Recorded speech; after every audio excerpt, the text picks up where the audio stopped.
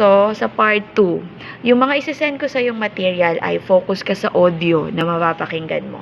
So, maaaring doon sa mga audio na yon ay makaka-relate ka bilang individual, at sa mga audio na yon ay meron tayong mga na matatamaang emosyon.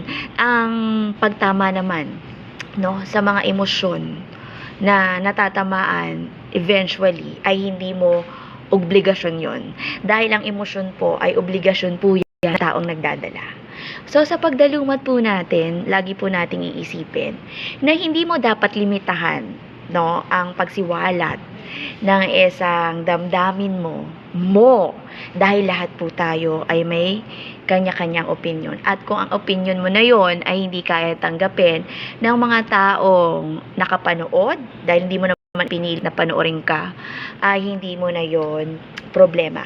Sabi ko sa iyo, ang isi-send ko sa iyo ay may kinalaman po lamang sa audio na mga babanggitin ko.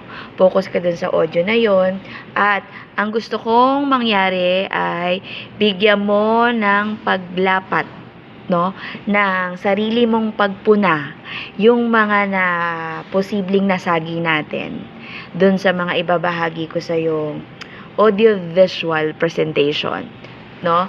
So, sa akin lang ay lapit ka na magtapos, at ito po yung pinaka last part po, no, sa midterm period mo, no, Sir Albo.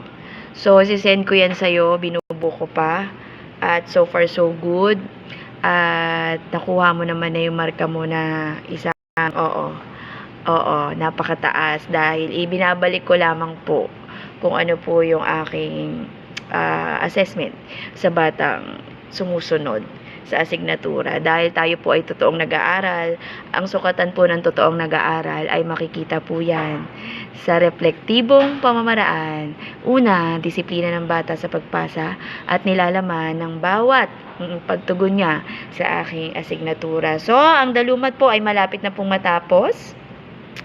At sinisingit ko lang yan sa mga panahon na ako po ay hindi busy. So, gusto ko lang talagang ipabatid na ako po ay totoong nagtrabaho, kahit po ito ay libreng serbisyo. Di na bago sa akin ang pro bono. So, Sir Albo, bagaman mabagal ka, ang akin lang ay nakikita ko yung output mo. So, gaya ng sinabi ko, sinisingit ko lang yung output mo sa panahon na ako ay hindi busy. Ngayon tong week na to, to close your midterm period.